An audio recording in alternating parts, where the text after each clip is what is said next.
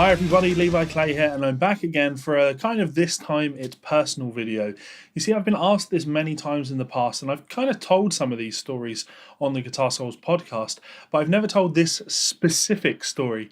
It's sort of popped into my mind just recently and made me giggle and also shudder at one of the experiences I had. So I thought it might be fun to do a video talking about the worst gig that I ever played. Now this should be a lot of fun, so I'm hoping you guys are going to indulge me and engage in that comments section below. Tell me your stories. Tell me about the worst gigs you've ever played. Let's have a laugh about it, because ultimately this is all a learning experience, right? When you go out and play live, as long as you're learning something, then you're getting something out of it. Getting paid is nice, but learning something and being better next time is an important one. So there are many honourable mention stories that I could give about playing live, especially playing live in London while I was at university playing with Hellcat Molly, my band, because there's a lot of stories that involve, promoters that I wasn't getting on with and wanting to make statements about the way we were being treated as a band, but also just sort of having fun stories of bass players in bands that might or might not have chlamydia, etc. These are all great, but the one that just popped into my mind recently was my first ever paid professional jazz gig. So I know what you're thinking. Levi, you play a bit of jazz, don't you? What's the problem? Well, I'm 30, nearly 31 now, and I still don't even close to consider myself a jazz player. I played a few jazz gigs and had a blast, but this was the first time that I was ever paid to play a jazz gig. And I must have been about maybe 18 or 19. And the story goes, my very close friend David DeAndre, the singer and sort of co-songwriter for a lot of the Hellcat Molly stuff, we were very good friends during university. And the thing with Dave is he's a very talented guitar player himself, but he's also a very talented singer. He's a very talented songwriter. He's also very good looking as well. He is kind of what we call in the industry a bastard. A terrible, lucky bastard.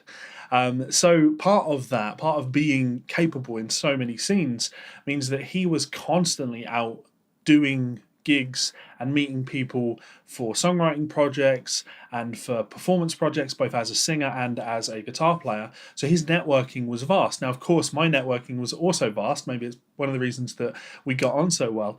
But my networking was of a different sort. My network was more, industry, publishing and education and that side of things. So Dave was often out playing all of these really cool gigs that we really admired him for. One day he gave me a call and he was like, Levi, I've been offered this gig, but you know what, man? I don't think I can take it. I'm busy that night. We'll come back to that. And I said, cool, tell me more. I've not got anything going on, so let's do it. He said, right, so there's these guys that go to Trinity Guildhall. Now, that's one of the kind of jazz conservatoires in London. And he said, they need somebody to fill in on guitar for them. But as I say, I'm busy. Do you think that you could take the gig? And I said, yeah, absolutely. Tell me a little bit more about it. And he told me how much I'd be paid. And he told me where it was. And he told me some of the guys that were playing and that they were cool guys and that I'd have a blast. And I said, yeah, awesome. Thanks for thinking of me. I'll take it. So not really much to worry about here, because I certainly had an interest in jazz and I was playing and getting better at playing jazz, but definitely wouldn't consider myself a jazz player. Again, I wouldn't consider myself a jazz player now. So the night of the gig rolls around and I go to the tube and I take my amplifier and I take my guitar, which was a Sir Guthrie Govan signature. That might give you a sign of how this one panned out. And I turn up to what appears to be some sort of private event. Let's say, yeah, it was a private event type thing. If memory serves me right, it might have been some multi-level marketing pitch business meeting type thing. And they just wanted some band there that could play music while people were eating their dinner, etc. And, typical thing, you get paid a bit of cash, you get your dinner, you get a couple of drinks, and, all well and good. So absolutely fine with this. So I turn up to this gig and I meet the people, very affable, introduce myself, get my gear out, and they're like, oh man, that's a really cool guitar. And I'm like, right, cool, thanks very much. Who's playing? And the bass player turns to me and he says, well, I'm going to be playing bass and we've got a drummer over here and you'll be on guitar. And I'm like, I was told the band would be a little bit bigger than this. And he said, well, budget for this isn't that good, so we essentially just want to make it a trio thing, so we can all make a decent bit of money. So would that be fine? Are you okay sort of playing some melodies and comping and stuff? And at this point I begin to panic, because while I can get by in a jazz setting, I don't consider myself an expert, or at the time I certainly didn't consider myself an expert in vocabulary, in songs. So while there are absolutely standards that I'm used to playing, there are also standards that you would have likely called in a setting like that I would have been unfamiliar with. We will come to one of those. So I made my discomfort known to the MD, the musical director. At that point, I was like, I was told that there was going to be someone playing melodies. I definitely feel a lot more comfortable if that were the case. I can try and get by. Of course, I had a copy of the real book with me, so they could call tunes and I could play the tunes. And yeah, he said, okay, I'll see what I can do. And he managed to put in a call and get a horn player down. So this horn player shows up, introduces himself again, and I'm like, cool. So I'll do my bit. If you can handle melodies, I'll back you up. It'll be fine.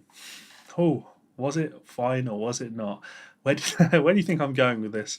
So, we're playing songs and they're calling songs out of the book. And every time the drummer would call a song, he'd, just check with me, are you okay with that one? Maybe a little dig, who knows?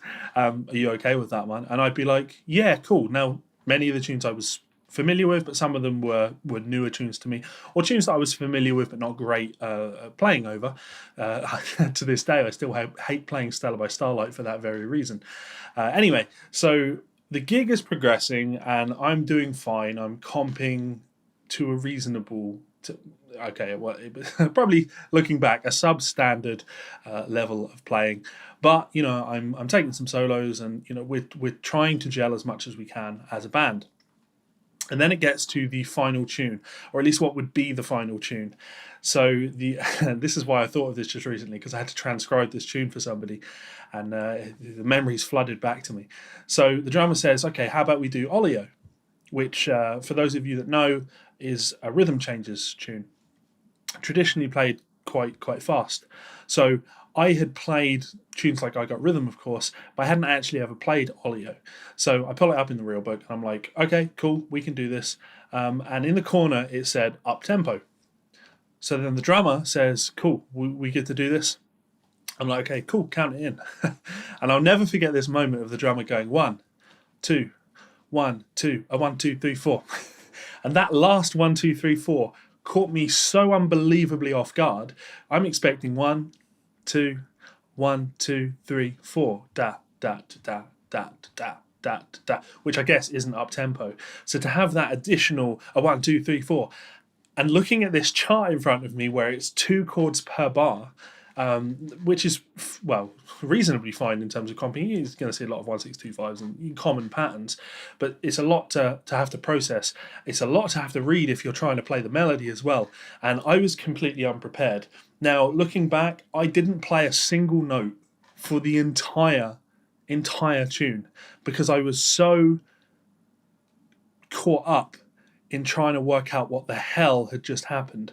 And of course, because I was expecting it to come in at half the speed that it ended up coming in at, I'm looking at the chart and after 2 bars, I'm lost. Like, what's happening here?